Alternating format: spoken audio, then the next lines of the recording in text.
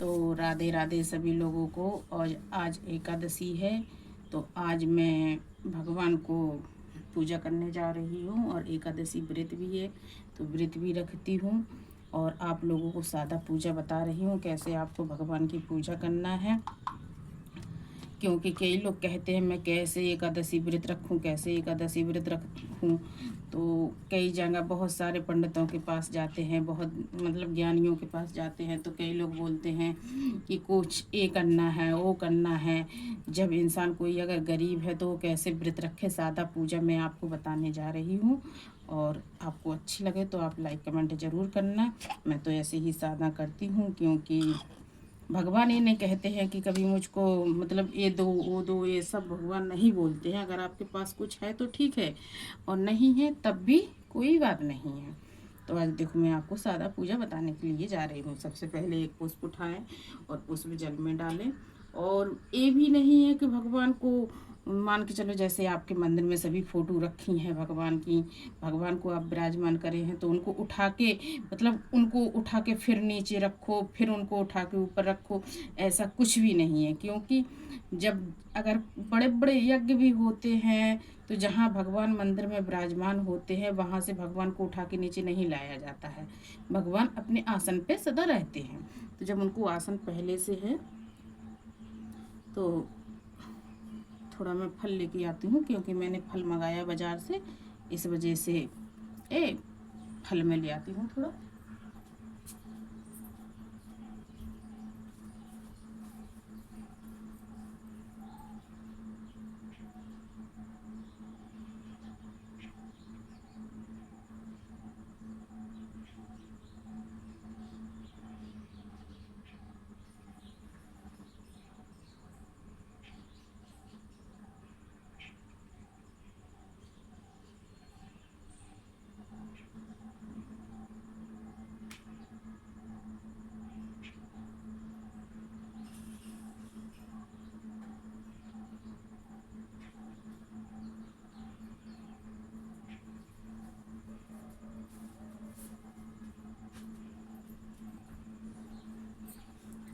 अगर आप लोगों के पास जैसे कुछ व्यवस्था नहीं है तो मिश्री दाना हो सकता है, मिश्री दाना हो, घर में गुड़ हो, शक्कर हो, उसी से आप भोग भगवान का लगा सकते हैं। कुछ ज़रूरी नहीं है कि मतलब नहीं मेरे पास यही हो, तो मेरे पास तो सेव है तो मैं सेव लेके आई हूँ।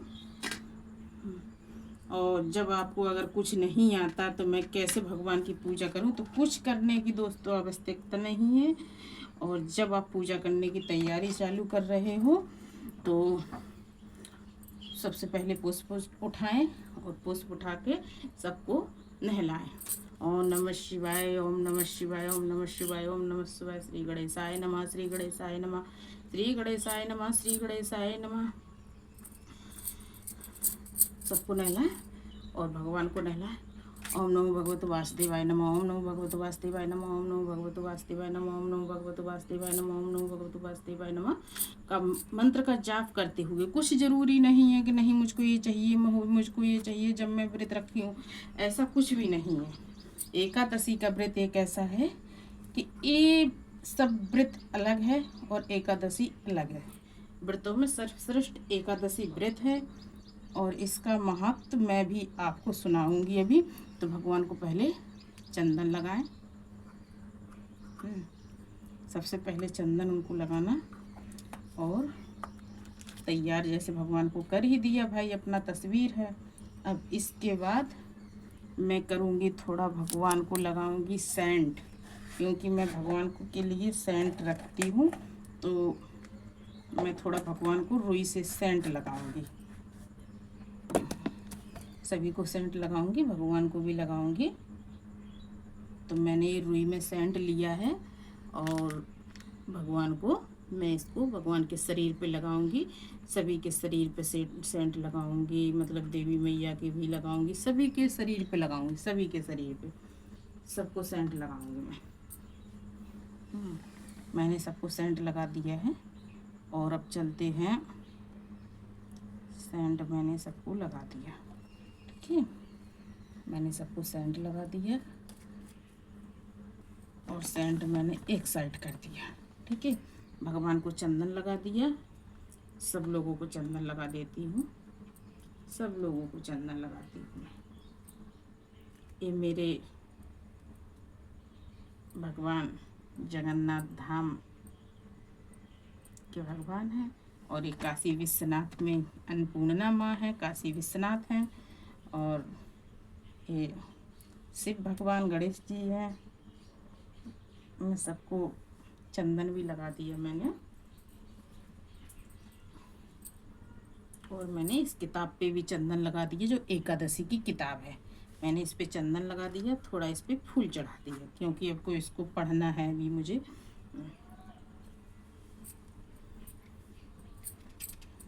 और जब आपके पास कुछ नहीं है तो ज़रूरत नहीं है दोस्तों कुछ करने की, बस सादा पूजा करो। आप कुछ नहीं आता है, ओम नमो भगवतो वासुदेवाय नमः, ये मंत्र का आप जाप कर सकते हैं। आपके पास गुरु मंत्र है तो आप अपने गुरु मंत्र का जाप कर सकते हैं। मैं तो अपने गुरु मंत्र का भी जाप कर लेती हूँ। और तो फिर भगवान को ये तुलसी समर्पित कर दो, ठीक है। और मेरे पास सेव था तो मैंने सेव समर्पित कर दिया, और कभी नहीं होता है तो भगवान को दही समर्पित कर देती हूँ, शहद समर्पित कर देती हूँ, और मिश्री दाना समर्पित कर देती हूँ। तो मेरे पास ये मिश्री दाना है, तो मैंने मिश्री दाना ले लिया है, और मिश्री दाने में तुलसी डाल दी है। ये तुलसी डाल दी है मिश्री दाने में, तो मिश्री दाने में तुलसी डाल दी है, और मैंने भगवान को भोग लगाया, ठीक है। सभी लोगों को मैंने भोग लगाया। तो शिव जी को तुलसी का भोग नहीं लगता है तो उनको सादा भोग अपना लगा देना, क्योंकि शिव को तुलसी नहीं लगता है। तो और बाकी का सभी लोगों को तुलसी का भोग लगा दिया मैंने। और अब चलते हैं अपन पूजा की ओर।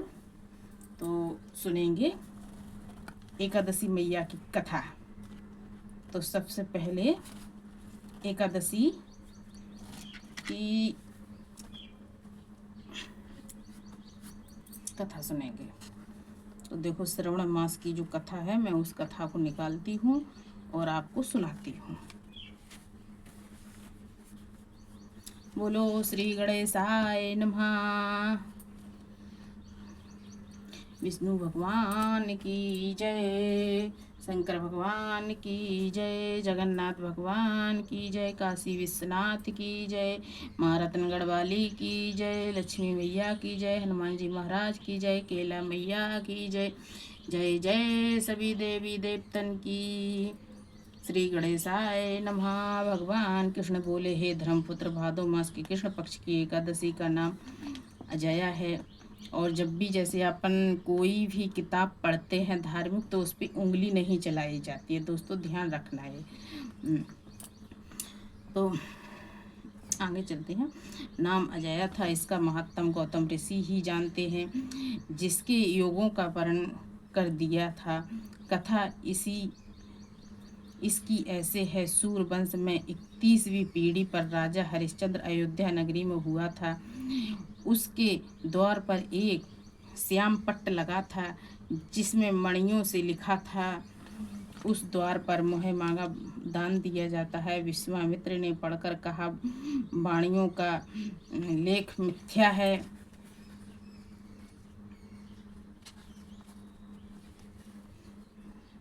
ये पहले एकादशी की कथा रही, और अब मैं एक दूसरी एकादशी की कथा के लिए जा रही हूँ। मुझे दूसरा करना, तो पहली एकादशी मेरी श्रवण मास में थी तो मैंने पढ़ लिया था। अब ये दूसरी एकादशी कहाँ है, पहली कहाँ है, ये है क्या, कौन सी, पुत्रता एकादशी है ना। तो पुत्रता एकादशी की अपन को कथा पढ़ना है।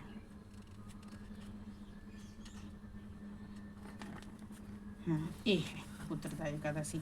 सभी एकादशी की हैं। देखो यहाँ ये है, आषाढ़। श्री कृष्ण भगवान बोले, हे धर्मात्माओं से श्रेष्ठ युधिष्ठिर। आषाढ़ मास मतलब ये सभी एकादशी की जो किताब आती है उसको आप ले लो।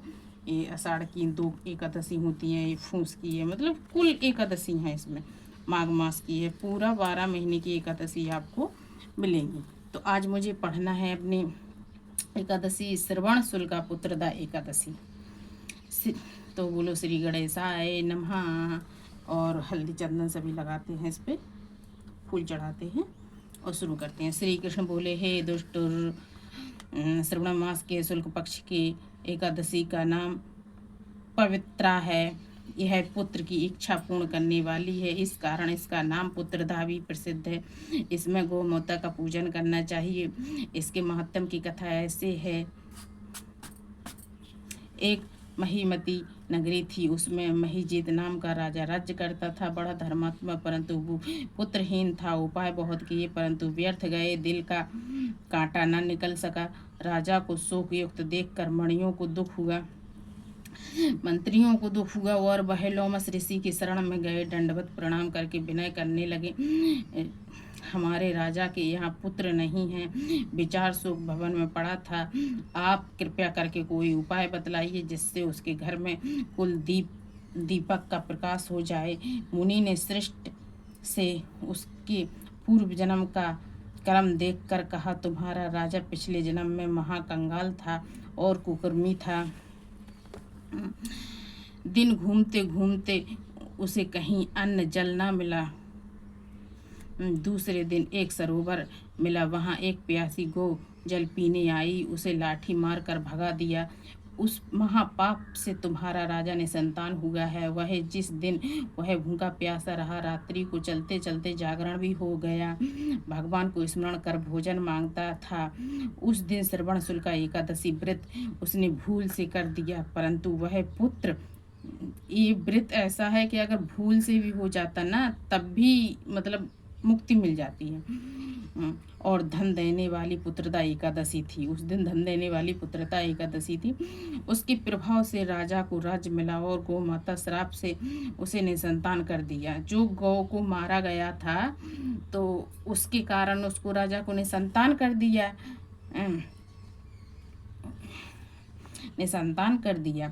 यदि आप लोग राजा सहित श्रवण शुक्ल एकादशी का विधि सहित व्रत करो और फल अपने राजा को प्रदान करो तो निश्चय उसके घर पुत्र होगा।